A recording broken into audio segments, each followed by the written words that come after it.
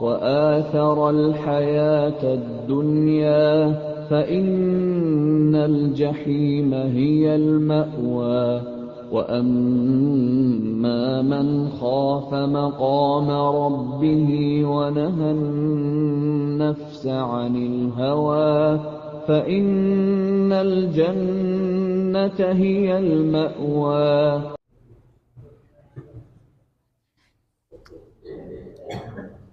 بسم الله.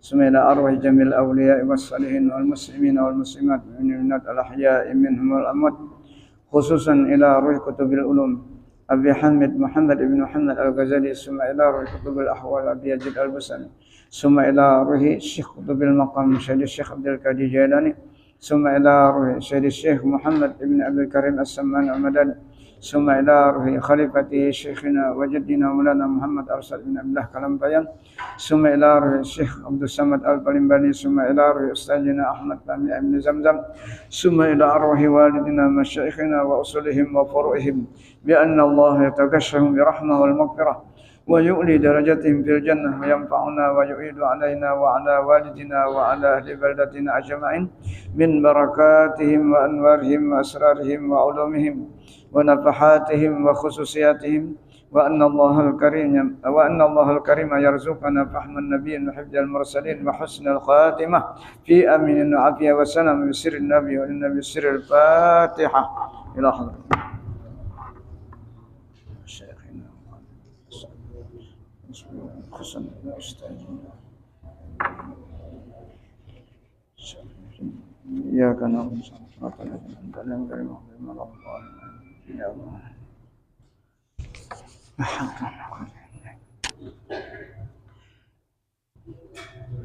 أعوذ بالله من الشيطان الرجيم. بسم الله الرحمن الرحيم. Sabda Nabi sallallahu alaihi wasallam, as-sakha'u minal yakin wa la yadkhulun nara muqinun wal bukhlu minasy syakki wa la yadkhulul jannata man syakka. Rasulullah bersabda, artinya orang yang murah itu setengah daripada orang yang yakin. Orang yang pemurah ya. Pemurah ini bukan harta sajalah. Jadi kita kalau pemurah itu jangan berpikir harta saja. Nah. Jadi apapun yang kita punya kelebihan yang diberikan Allah, kita harus bersikap pemurah. Termasuk ilmu. Nah, termasuk ilmu. Kecerdasan kita, kemampuan kita. Pada saat saudara-saudara kita berharap, maka kita harus bersifat pemurah. Kenapa jadi berpemurah? Karena kita yakin bahwa Allah itu maha pemurah. Berarti kalau kita melaksanakan pemurah, berarti kita mensifati sifat Allah yang bernama sifat pemurah.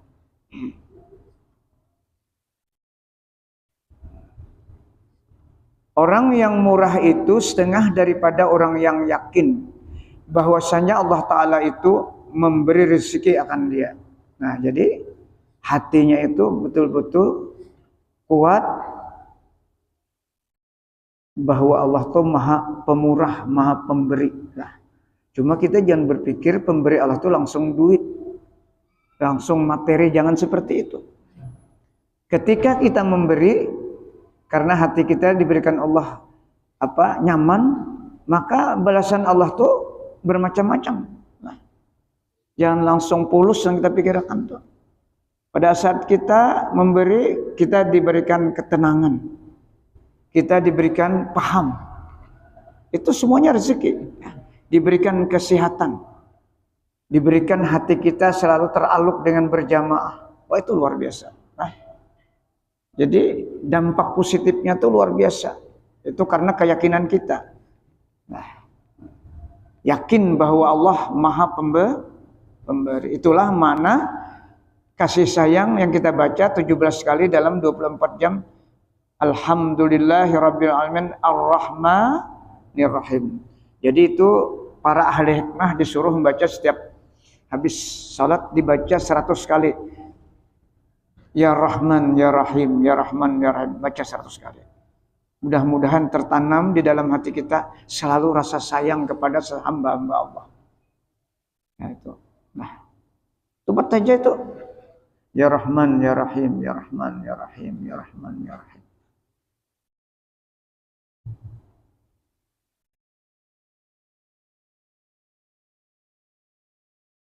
Dan orang yang kikir itu setengah daripada orang yang syak. Apa syak tadi? Kada percaya bahwa Allah itu maha pemberi. Jadi apa yang ada padanya nikmat Allah itu rasainya nang menghasilkan. Ya? Rasa ikhtiarinya yang menghasilkan apa yang ada, nikmat-nikmat yang ada dimilikinya. Sehingga inya kalau memberikan kepada orang yang berhajat berat karena ini merasainya. Merasanya itu nang paling sulit, nang paling berbahaya. Maka bila sudah merasa, berarti merasa memiliki. Double jadinya.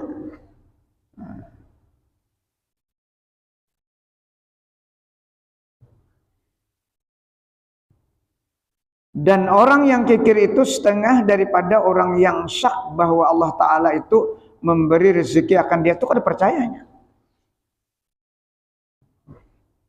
Kada yakin.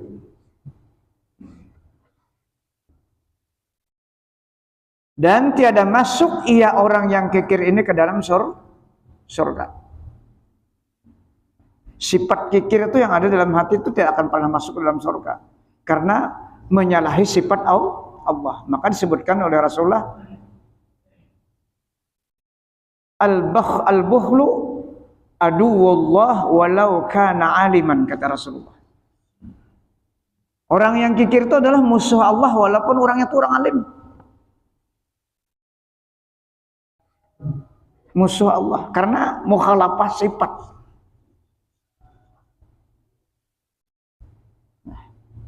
Ini banyak orang alim menang pemalar. Nah, nyembelih aja sehingga disuruh ampun sidin nyembelih. Kurban saban tahun. Sehingga bisa kurban tong sembelih aja.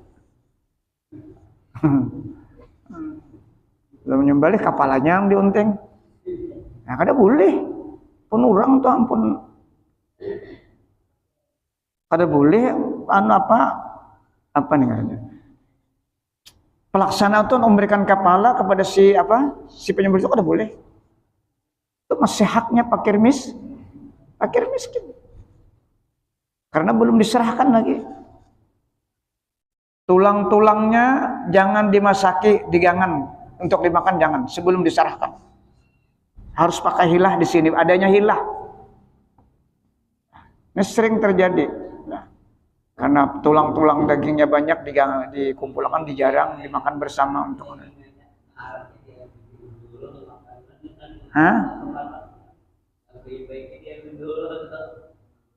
Nah, jadi harus dihilah dulu. Diserahkan kepada, kalau umpamanya dilanggar diserahkan lawan amat dulu. Lah, amat kan mustahik nih. Kaum kita nih serahkan, jadi amat nih jarang aja. Nah, itu baru boleh karena sudah diterima. Ini banyak keliru. Makanya kita pelaksanaan itu harus tahu. Jangan sembarangan. Ini kita pernah terjadi, kita seorang menyembelih ampun seorang juga. Lah, kita nih berkorban nyembelih sapi seorang juga kita makan kayak itu. Kada boleh sih, karena itu belum diserahkan lagi. Harus dihilah dulu. Arti dihilah itu diserahkan kepada mustahik. Kanu amat tadilah, jar amatnya jarang kita makan bersama. Baru ini dimakannya ampun amat. Oh, pikirnya kayak itu. Ini hampir terjadi semuaan, makanya lah di mana-mana masjid langgar kayak itu terjadi. Ini wajib kita menyampaikan ini. Ini kita ini kan sebagai orang yang diamanahi. Orang yang diamanahi harus tahu cara melaksanakan hak orang ini. Kan orang nih. Orang bakal korban orang ber-7 ya Allah.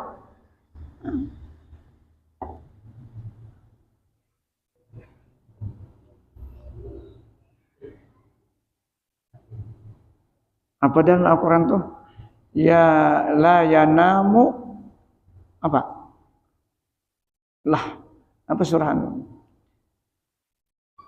Tidak akan mencapai nilai-nilai korban itu, tapi yang mencapai itu ketakwaannya orang yang berkorban. Arti takwa itu memahami pelaksanaan korban itu. Arti takwa itu memahami aturan-aturan syariat. Ya Allah muslim, lupa Qurannya. Ya nalamu, ya.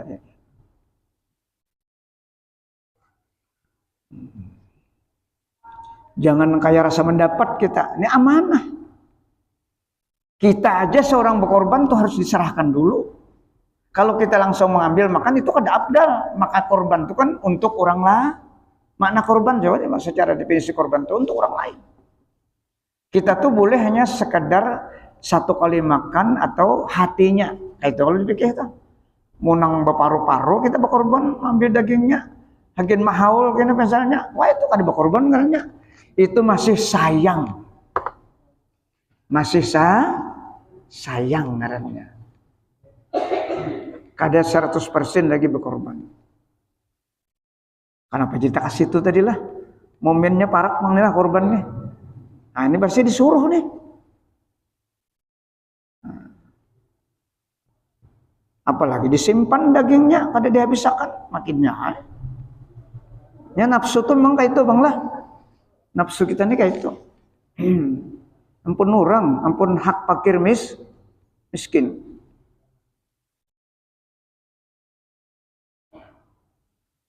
Nah itu orang kikir tadi, kadang masuk surga, kadangnya ragu dengan sang pemberi nikmat. Padahal Allah sudah sampaikan dalam Al-Quran, wa ma anfaqtum min syai'in bahwa yukhlifuh, kata Allah, wa huwa khairur raziqin. Barang siapa menapakkan sedikit saja sesuatu yang di jalan Allah, Allah pasti membalas. Pasti Allah membalas. Cuma jangan berpikir duit balasannya. Jangan berpikir materi. Ini kita perlu berpikir materi, lo koler, ya kan? Balasan Allah tuh macam-macam diberikan oleh kita. Barangkali dosa kita diampuni, ya kan?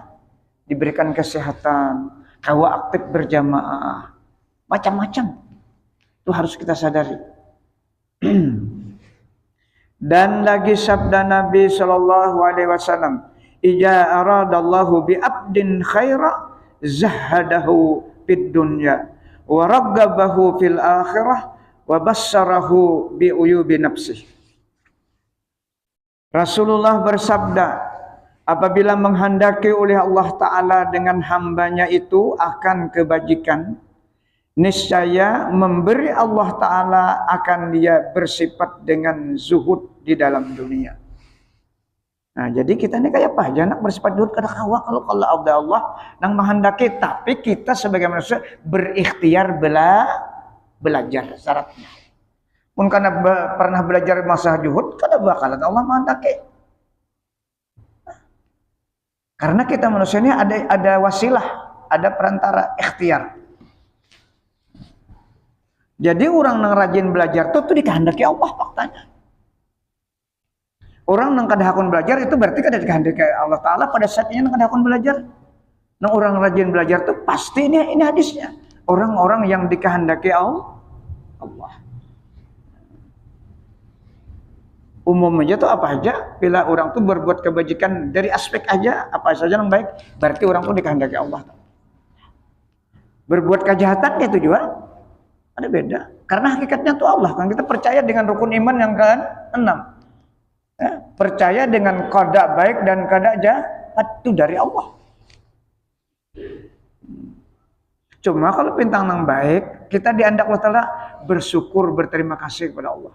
Kalau pintang yang jahat, cepat bertobat. Itu aja kuncinya. Kita ini semuanya ada gurisan-gurisan kejahatan tuh ada. Kadang ada yang sempurnanya, hanya Rasulullah satu yang maksum. Ya kan? Para sahabat, para tabiin, para aulia itu ada terus tergelincir kadang-kadang tergelincir. Cuma mereka mahfuz dijamin Allah dan diberi petunjuk, diberi ilham oleh Allah Subhanahu wa taala. Mereka bila tergelincir segera bertobat. Kita kayak itu juga. Taubat, makanya taubat ini kan Sekurang-kurangnya kita sekali bareng 24 jam itu salat taubat. Kalau para ulama tuh rancak salat taubat 7 kali dalam 24 jam. Usalli sunatat taubati raka'atini lillah ta'ala. Dan ini Al-Qur'an dalilnya. Dan ini riwayat hadisnya dari Sayyidina Ali karramallahu wajhah. Arti taubat apa? Kembali kepada Allah. Mbah itu hanya mengucap istighfar. Betul.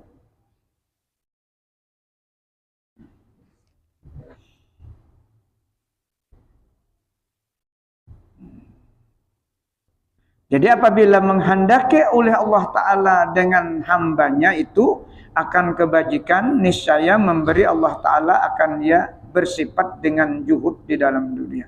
Apa garang juhud tadi? Nah, menjuhud lainlah.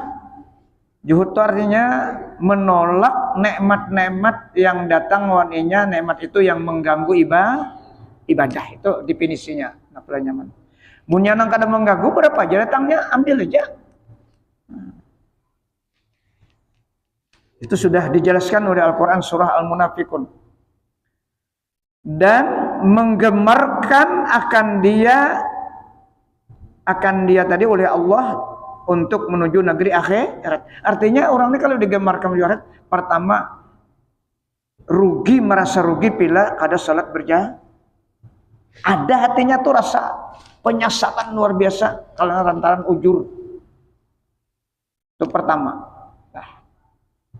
Pilahnya karena dia sedikit rasa rugi, nah belum lagi tuh masih biasa-biasa aja.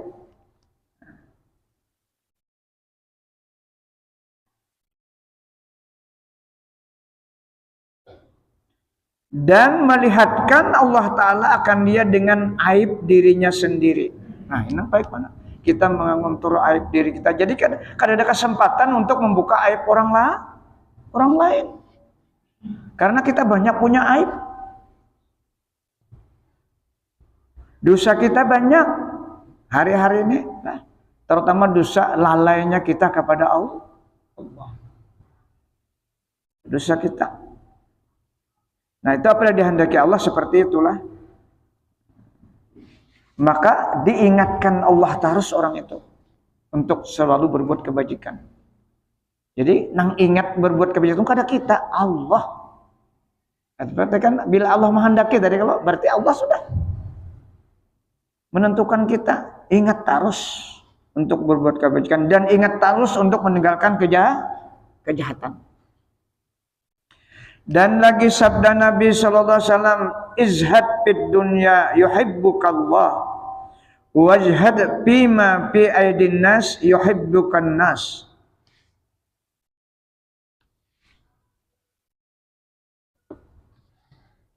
Artinya benci olehmu akan sesuatu yang di dalam dunia, niscaya kasih akan dikau oleh Allah Ta'ala.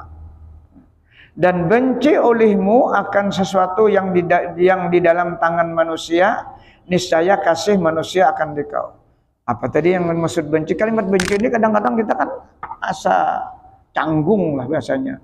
Padahal kita sedang berada di dunia, ya mengapa harus membenci dunia? Maksudnya membenci mata benda dunia yang hadir di hadapan kita yang pasti akan mengganggu aktivitas kita untuk menuju Allah. Itu yang dibenci. Misalnya, ya, ajan sudah dikumandangkan. Apa gawean kita nih masih nafsu kita masih berpikir maalang-alang. Nah ini perlu kita renungkan ya. Ketika sudah panggilan datang, kita sedang di mana beraktivitas. Berarti ini mata benda yang mengganggu kita untuk menuju Allah. Padahal Quran sudah menjelaskan. Napa jarkan? Inna salata kanat alal mu'minina kitaban mauquta. Allah sudah jadikan waktu itu ada jedanya. Paling pendek kan maghrib sampai isya 1 jam barangkali. Tapi kalau habis subuh ke zuhur berapa itu waktunya? Masih aja kita menunda, coba bayangkan. Berarti kalah kita. Dari zuhur ke asar berapa jam? Dari asar ke maghrib berapa? Ada jedanya. Kada ada alasan untuk menunda itu, kada ada alasan. Seharusnya seperti itu.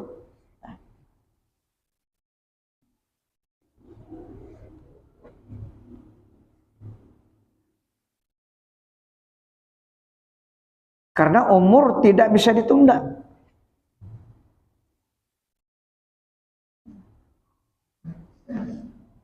Jadi hamba-hamba Allah yang segera menjawab panggilan Allah itu pasti dimudahkan Allah segala-galanya. Pasti dimudahkan. Walaupun musibah itu beruntun, ada masalah itu kan ujian. Orang yang ingat dengan musibah datang itu mengangkat derajatnya di sisi Allah.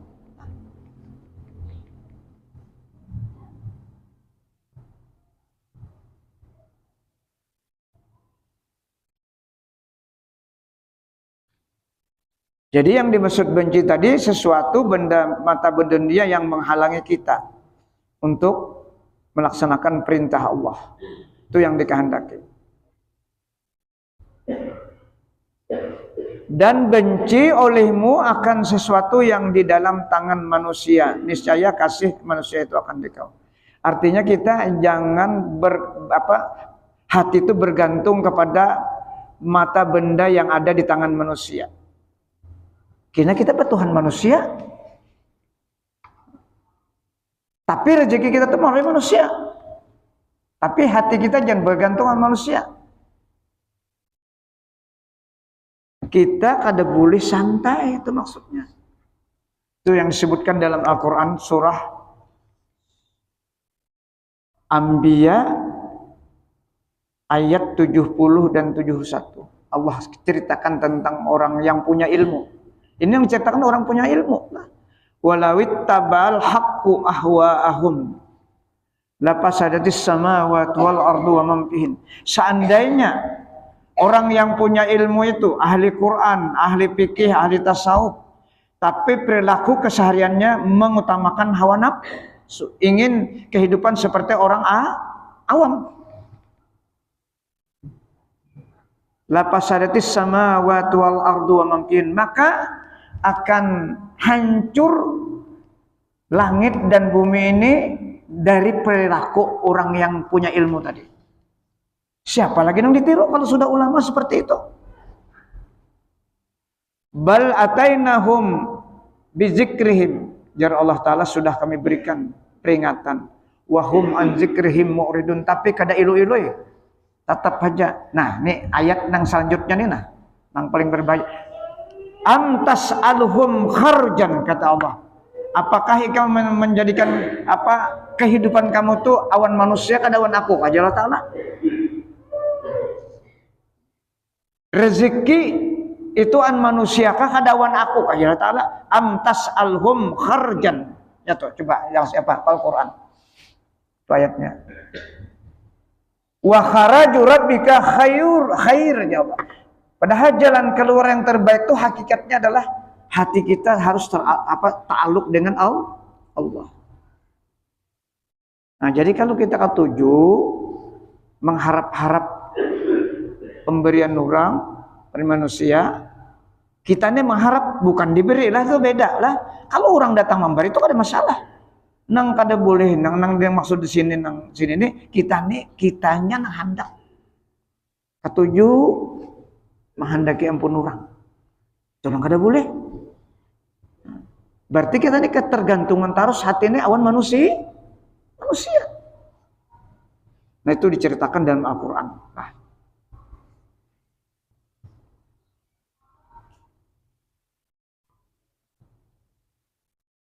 Ini yang dimaksud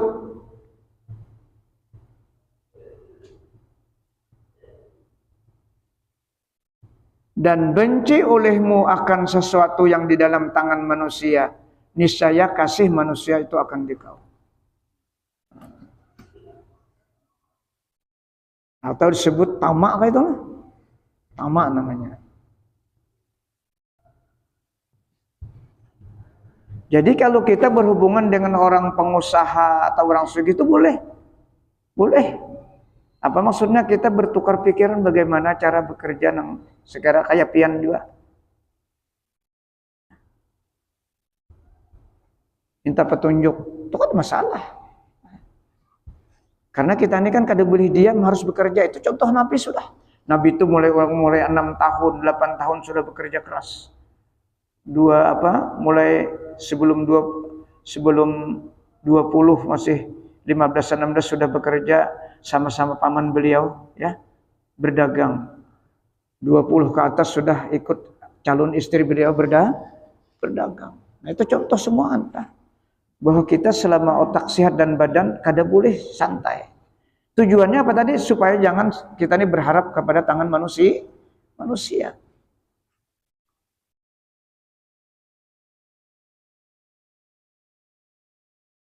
Para sahabat yang berdagang, bayangkan, berusaha artinya.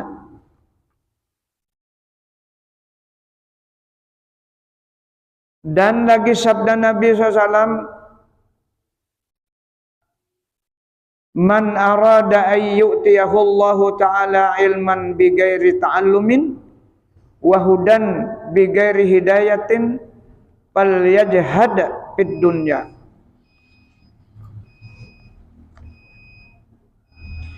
Artinya barang siapa berkehendak diberi oleh Allah Ta'ala akan ilmu dengan tiada belajar, dan diberi petunjuk dengan tiada yang menunjukkan akan dia, maka hendaklah ia benci akan sesuatu yang di dalam dunia ini. Artinya bersifat juhud. Nah, mun hendak alim sifat juhud jadi amal kan mengalih. Ini pernyataan Rasulullah. Kalau hendak alim sifat juhud saja. Artinya sifat juhud itu apa? Menjaga hati jangan sampai terpengaruh dengan mata benda dunia yang menghalangi ibadah. Bukan melarang berdagang, bukan melarang berusaha, ini maksudnya.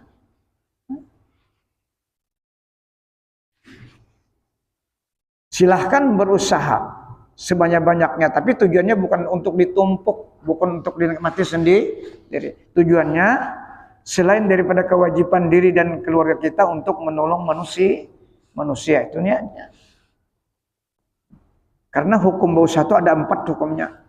Pertama wajib, kedua sunat, ketiga mubah, keempat haram. Nang haram ini bahusanya nang kaya karun. Itu contohnya. Itu nang kaya karun tuh haram toh. Karena sifatnya menumpuk. Bukan untuk menolong manusia.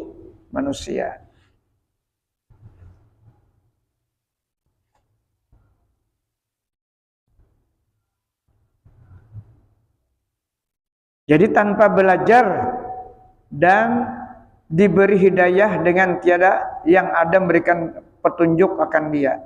Artinya orang ada belajar tapi sifat juhudnya ini yang dipraktikannya.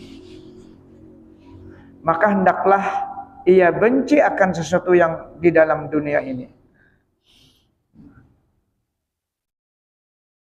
Dan kata Imam Al-Ghazali rahimahullah, wa yurwa an nabiyina wa anil masih alaihi wa ala nabiyina abdalus salati wassalam arba'un la yudrikna illa bita'abin. As-sumtu wa huwa awwalu ibadatin wat tawadu'u wa kasratu zikri wa qillatu syai'. Jadi kata Imam Ghazali diriwayatkan daripada Nabi kita dan Nabi Isa alaihissalam wa ala nabiyina abdalus salati wassalam, ada 4 perkara tiada didapat akan dia melainkan dengan bersusah-susah. Artinya mendapati yang 4 macam ini memang ada perjuangan yang sungguh-sungguh. Pertama, diam daripada bertutur akan kejahatan dan yang sia-sia. Nah itu ngalih kalau lah kita, kalau ada pandir ini ngalih. Pertama, diam daripada bertutur akan kejahatan dan yang sia-sia.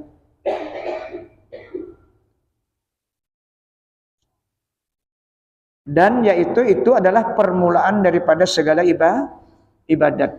Jadi kalau orang hendak tapi berpendir ini pasti orangnya sudah masuk halwat lah. menyendiri.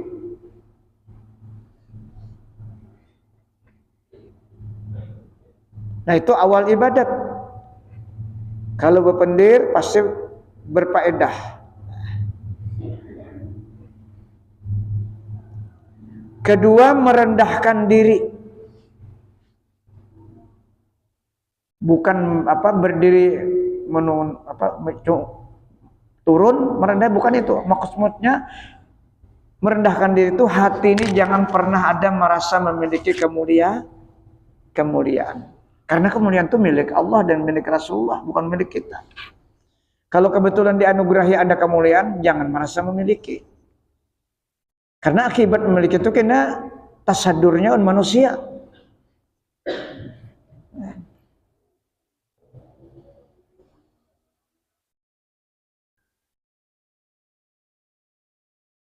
Ketiga, membanyakkan zikrullah ta'ala.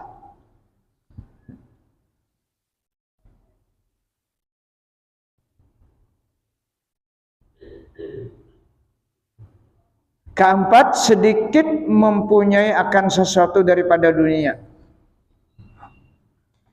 Orang ini banyak besi harta lah sugih. Kayak Sayyidina Abu Bakar banyak. Tapi di hatinya tuh sedikit. Nah, untuk diperlukan kehidupannya, nang lainnya tuh apa? Dikasihkan kepada orang yang memerlu. Abu Bakar, lihat hartanya habis, diserahkan kepada Nabi. Ditanya sama Nabi, mana untuk ikam dan keluarga? Cukup Allah dan Oh, ini nang hebat. Karena pila Allah dan Rasulnya kada pernah hancur, kekal abadi. Nah, kita siapa aja banyaknya harta tuh sirna, pasti binasa. Umar separuh serahkan. Nah, jadi Sayyidina Utsman berapa? Seperempat kan diserahkan. Makanya Sayyidina Utsman itu kan asetnya sampai sini ada di Madinah. Ada di YouTube ditayangkan yang aset beliau itu untuk disedekahkan kepada yatim piatu fakir miskin, ada di YouTube. Kekayaan beliau sampai hari ini. Nah. Luar biasa. Nah, jadi bukan kada boleh sugih kita. Sifat juhud ini bukan menghalangi sugih kada. Cuma hatinya kada terpaut dengan harta yang ada. Nah, yang ada itu untuk membackup kehidupan akhiratnya. Kada jadi kebanggaan. Jadi 4 macam ini jar Imam Ghazali memang perjuangannya susah lah untuk mendapatkan.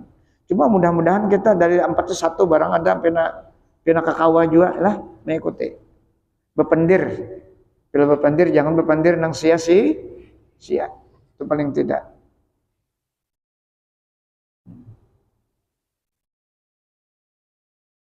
Dan lagi berkata Imam Ghazali,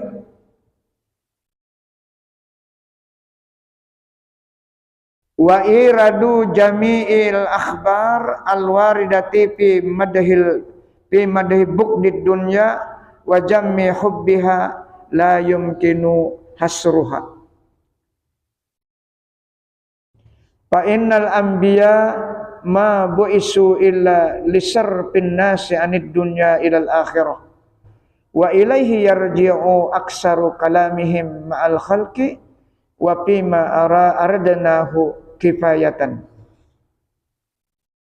Artinya, dan sekalian hadis Nabi sallallahu alaihi wasallam yang datang di dalam memuji akan orang yang benci akan dunia dan mencela orang yang kasih akan dunia itu, yaitu tiada dapat dihinggakan. Banyak benar Imam Ghazali. Hadisnya menyatakan ini, nah, mencela akan orang yang kasih akan dunia itu, yaitu tiada dapat dihinggakan, banyak benar, dan tiada dapat disimpankan akan dia. Kada dibaca maksudnya. Nah, harus disebarkan kepada seluruh manusia. Karena bahwasanya segala anbiya alaihissalam tiada dibangkitkan mereka itu para nabi melainkan karena memalingkan mereka itu akan manusia. Para nabi itu diutus karena untuk memalingkan mereka itu akan manusia daripada dunia kepada akhirat. Artinya jangan terlalu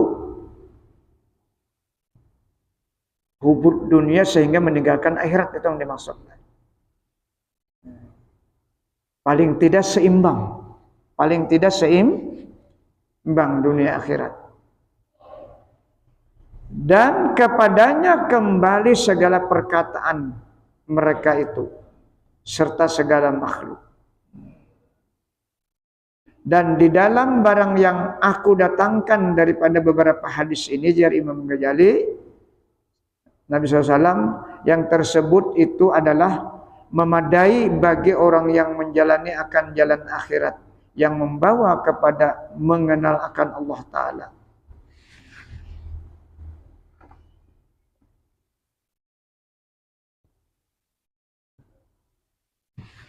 Nah, jadi sifat juhud ini diperlukan kita lah. Nah, pertama kita harus tahu sifat juhud agar kawa mempraktikkan dalam kehidupan kita. Artinya sesuatu yang menghalangi kita beribadah itu berarti mengganggu apa saja bendanya lah. Kegiatankah, apakah, pokoknya ini umum aja. Sesuatu yang menunda ibadah kita kepada Allah itu mata benda dunia. Apalagi kita umur sudah 50, 60 ke atas ini, tapi berpikir macam-macam lagi. Nah, kita harus siap bekal. Itu ya Rasulullah, orang yang cerdas itu memang seperti itulah. Al-kaisu man dana nafsahu wa amila lima ba'dal maut. Orang yang cerdas itu ya Rasulullah, orang yang mampu mengendalikan jiwanya, ya, dan dia selalu mempersiapkan bekal untuk itu yang cerdas. Itulah yang dimaksud Rasulullah bersifat patanah. Habis faslun fi bayani darajatiz zuhdi. Ini suatu pasal pada menyatakan derajat orang yang bersifat zuhud. Jadi ada tingkatan-tingkatan lah. Rak sampai ke mat? Hah? Sampai kah?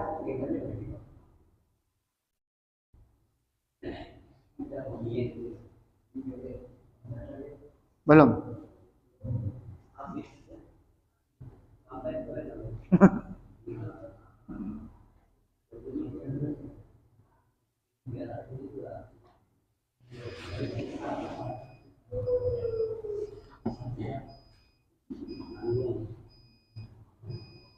Jadi tingkatan juhud ini ada beberapa macam. Jadi perlu tahu kita. Nah, barang aja yang pertama, yang tingkatan yang paling mudah.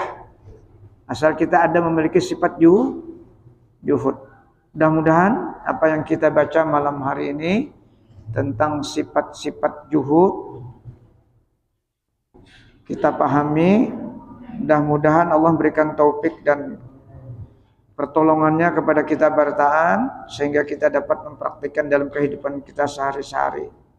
Dan mudah-mudahan Allah mengampuni seluruh dosa lahir batin kita, dosa kedua orang tua kita, dosa guru-guru kita, dan dosa anak istri kita, dan dosa kaum muslimin seluruhnya. Al-Fatihah. Ila hadratin Nabi Mustafa Rasulullah.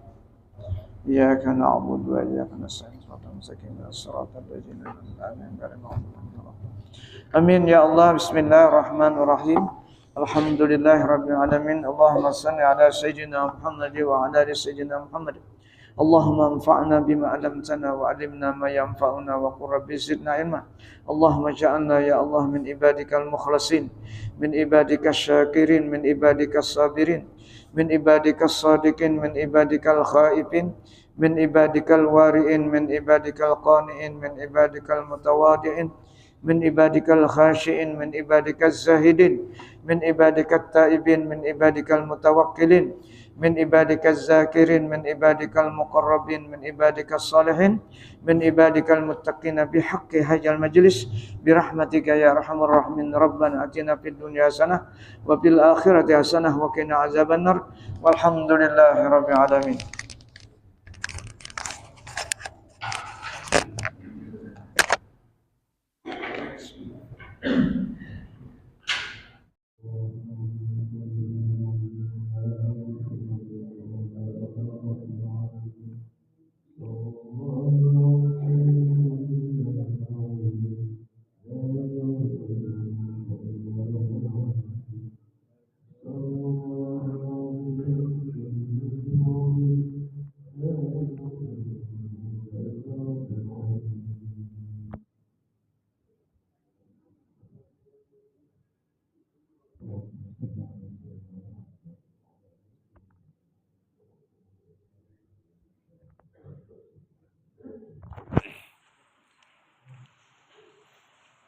الله أكبر الله أكبر أشهد أن لا إله إلا الله أشهد أن محمدا رسول الله حي على الصلاة حي على الفلاح